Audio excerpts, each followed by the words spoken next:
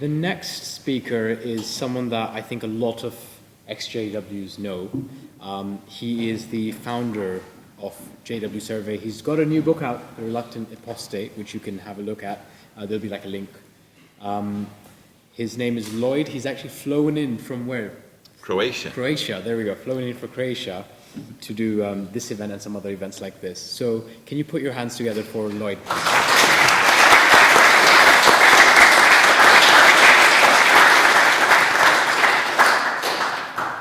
I'm just dying to know how many in the audience have never been Jehovah's Witnesses. Can I see some hands? Yeah, fantastic. Because I thank you for coming, because one of the problems that I think we all can express, one of the problems that we feel very profoundly frustrated about, is the fact that so few people fully understand the harm that is inflicted by this religion that seems to be presented by, or is represented by, very polite people who bother you on a Saturday morning and who you see standing next to carts when you go through Oxford Circus, and you think, what could, these guys are probably very eccentric, and I wouldn't subscribe to what they believe, but what possible harm could they do? And for so many of you to give up your Monday night to come and learn more about this religion, I'm blown away by it, so thank you. My own story, I'm going to try and keep it as brief as possible because I'd really like to get to the questions. My own story is that I grew up in Manchester.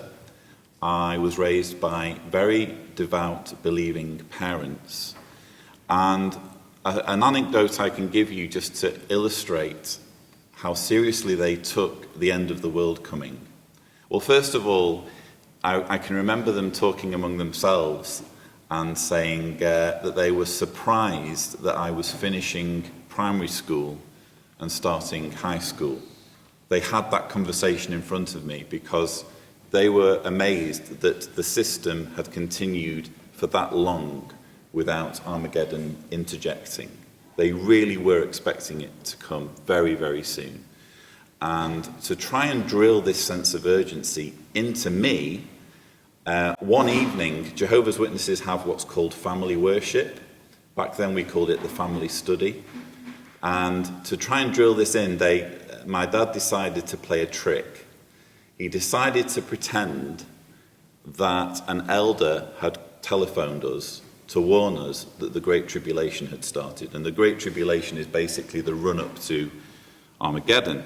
So he made the phone ring, which is not too difficult to do. And he picked up the phone, had a panicked look on his face, and said, yes, no problem, we'll be there.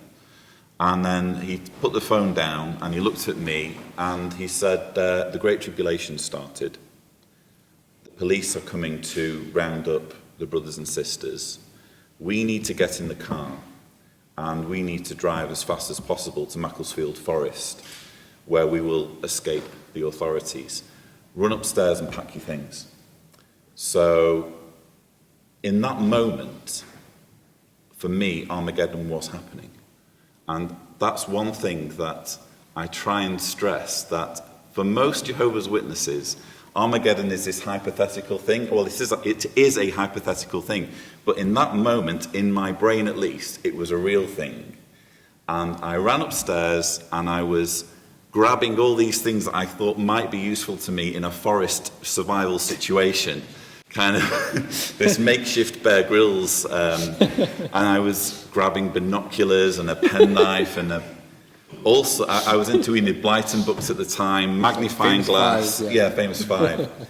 I grabbed the red book because John mentioned the yellow book previously. The yellow book was my book of Bible stories. The red book was the Revelation Climax book, which was a discussion of apocalyptic times and what was going to happen. And I thought, well, there's a handy field guide to the situation I find myself in at this moment. So that went in the bag. Bible went in the bag, zipped it up on my back downstairs, expecting the front door to be unhinged, and to hear the sound of the car running outside so I could jump in the car. No such thing awaited me.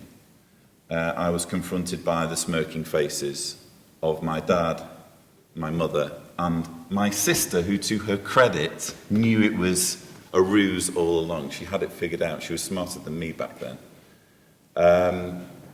And I can remember feeling frustrated, but even to this day, I struggle to look back and see evil plans in my father's mind. He wanted it to be a lesson. He wanted me to believe that Armageddon was coming any moment. And although this was something that had a funny side to it, and it had a comedic element, he wanted that to be the lesson that I took away. And I have taken that lesson away.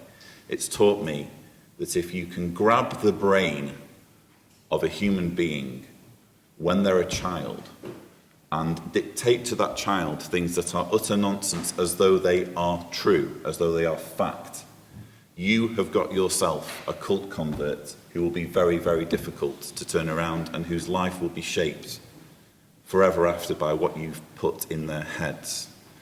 And this is why I'm thrilled that there are people here who've never been Jehovah's Witnesses, who want to know what it's like, because that's what it's like. That's how it happens. These people are not stupid. These people are not morons. These people are not drones. They genuinely believe it. They believe that this is a good thing.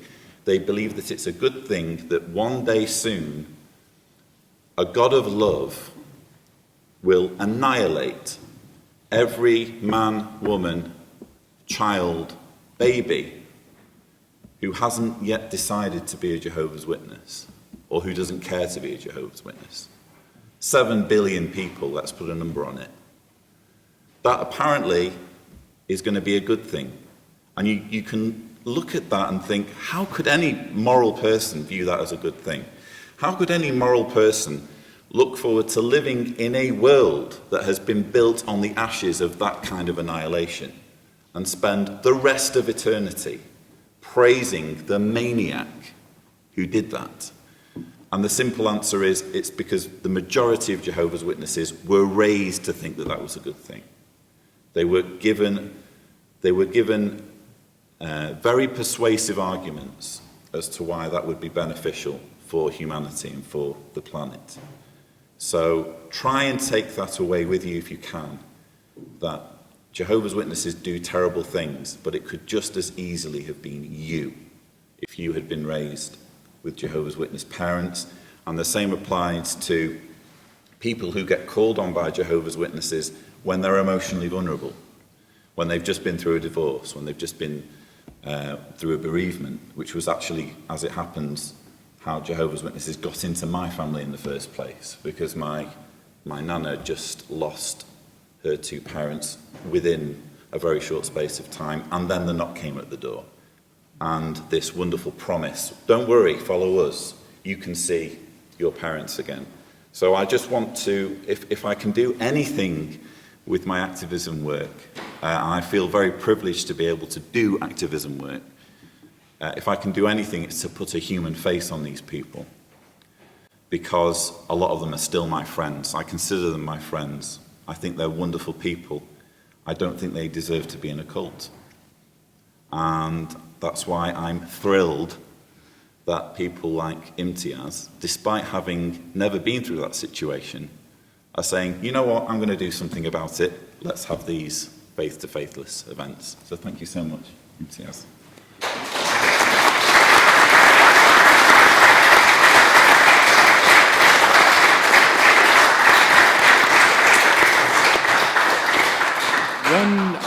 One thing I want to have a very 5-second conversation about is, in my experience, I've worked with ex-Mormons from the US, I've worked with ex-Muslims from all over the place, ex-JWs.